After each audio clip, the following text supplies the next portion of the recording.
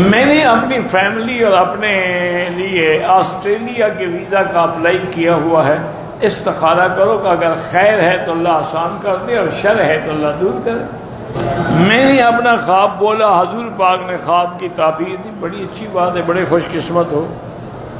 میری بیوی نیک بھی ہے، فرما بردار بھی ہے، بہت خوبصورت بھی ہے، لیکن میرا اس کے بعد جانے کو دل نہیں کرتا، طلاق دے دو تاکہ کسی شریف آدمی کے ساتھ شادی کر لیں، پھر تمہارے دل کا پتہ لگ جائے گا نا۔ یہ عجیب آدمی ہے، نیک بھی ہے، فرما بردار بھی ہے، اس کا دل نہیں کرتا، تمہارا دل گندی عورتوں کی طرف کرتا ہوگا، نیک عورت تمہیں اچھی نہیں لگتی نا۔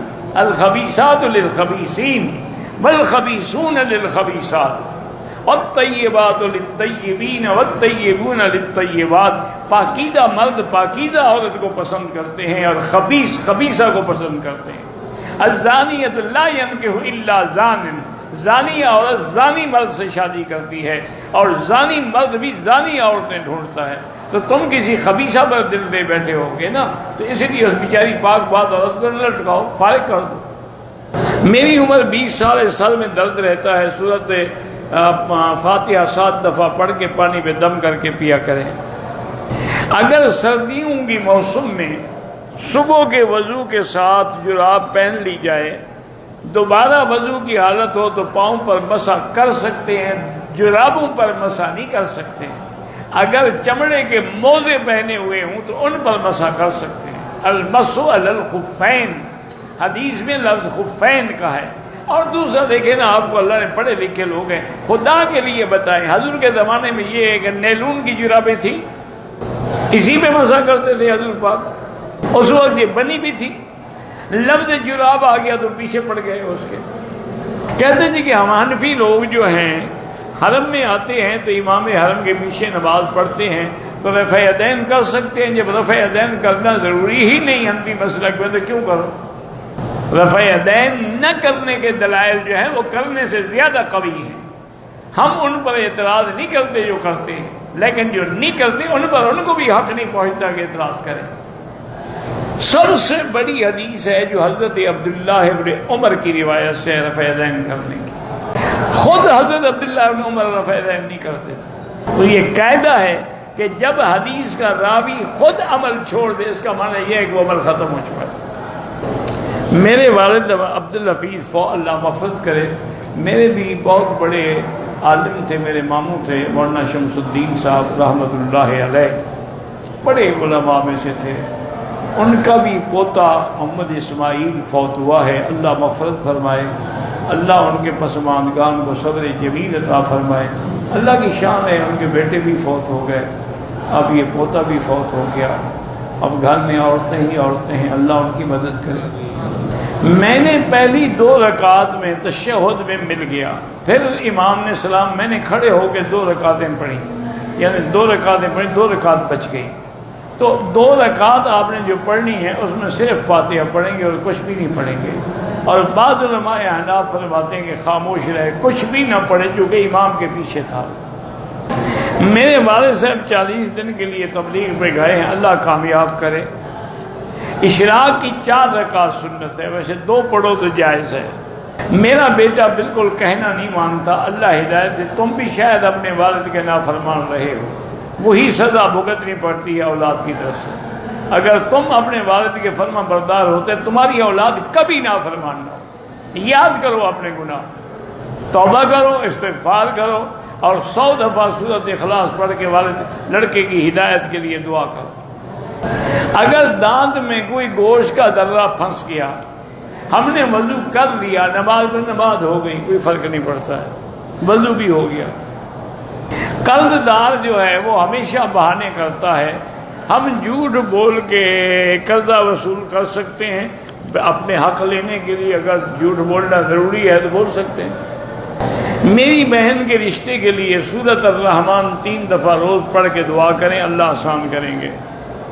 اولاد نہیں ہے، اللہ سے دعا کیا کریں، رب لا تذرنی فردا وانت خیر الوارثین۔ کہتے ہیں کہ محرم کے مہینے میں بسم اللہ لکھو تو برکت ہوتی ہے، باقی 11 مہینے لکھو تو برکت نہیں ہوتی۔ یعنی 11 مہینے بسم اللہ الرحمن الرحیم میں برکت نہیں ہوتی، صرف محرم کے مہینے میں برکت ہوتی ہے۔ یہی تو جھوٹ ہے، یہی تو بدعت ہے، یہی تو شیعہ نے گڑے ہوئے ہیں مطلب۔ معراج کی رات روزہ رکھنا چاہیے، کیوں روزہ رکھو؟ تم کو معراج پہ جا رہے ہو۔ میں سورۃ ملک بھی پڑھتا ہوں، تسبیحات بھی پڑھتا ہوں، وضو پڑھ کے سوتے، بڑی اچھی بات ہے، بڑے خوش بختوں کے وضو سے سوتے ہو۔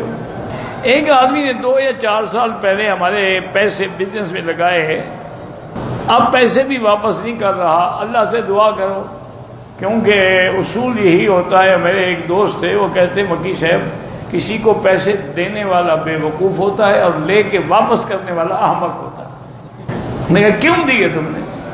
کیا گارنٹی تھی تمہارے پاس؟ کسی عالم دین کو یا مدرسے میں جا کر تو تم نے نہیں دیے، بزنس کے لیے تم نے دیے، تو اس سے تم باقاعدہ چیک لکھواتے، پر نوٹ لکھواتے، ریکارڈ بناتے، آج اس کا باپ بھی نہیں کھا سکتا تھا۔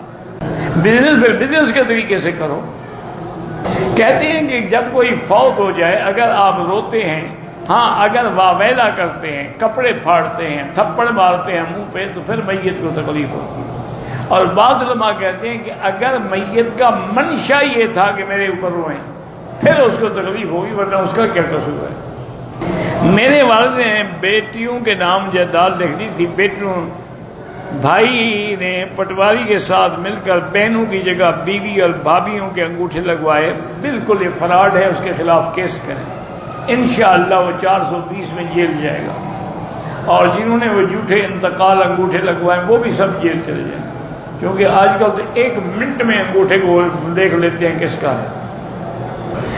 خانہ کعبے کے اندر داخل ہو کر نماز پڑھنے کی دلیل ہے کہ وہ آدمی جنتی ہے، تو جو آج تک کعبے میں داخل نہیں ہو یعنی وہ جنتی نہیں ہے۔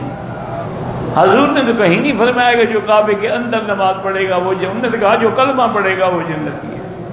ہم کسی کے لیے صدقہ جاریہ کرتے ہیں، کنواں لگوا دیا، پانی کا نل لگوا دیا، مدرسے کا کمرہ بنوا دیا، بس، تو جب تک وہ رہے گا اس کا ثواب ملتا ہے۔ اسی لیے تو کہتے ہیں صدقہ جاریہ، یعنی جاری ہے صدقہ۔ اگر 4 رکعت والی نماز میں امام کے پیچھے مقتدی نے پہلی تشہد کے بعد درود پڑھ لیا، بہرحال اب وہ نماز تو ہو جائے گی لیکن نہیں پڑھنا چاہیے۔ سجدہ صاحب تب کرے جب اکیلا ہو، وہ تو امام کے پیچھے ہے۔ منگیتر کے لیے دعا کرنی جائز ہے، جب تک آپ کا نکاح نہ ہو، صرف منگنی شنگنی سے کچھ نہیں ہوتا، نہ دعائیں کرو نہ وظیفے پڑھو، جب نکاح ہو جائے پھر سب کچھ پڑھنا۔ میرے شوہر ملک سے باہر کام کرتے ہیں، کسی لڑکی کے پیچھے پڑا ہوا ہے، بڑا سمجھایا وہ نہیں سمجھتے کہ دسمبر تک آ جاؤں گا صرف اس لڑکی کا پیچھا چھڑانے کے لیے۔ میرے اپنے شوہر کو بولا بالکل ٹھیک ہے، بلائیں، جان چھڑائیں اس کی۔ اور دیکھیں نا، اسی لیے حکم ہے کہ کافر ملکوں میں بغیر دین کی ضرورت کے نہ جائیں، تجارت ہو یا تعلیم ہو یا تبلیغ۔ جو بغیر ضرورت کے جاتے ہیں نا، وہی تو جا کے پھر ان چیزوں کا شکار ہوتے ہیں، کیونکہ وہاں تو ہر چیز فری ہے نا۔ تو جب ہر چیز مفت ملتی ہو تو مفت کی شراب تو مولوی قاضی بھی نہیں چھوڑتا۔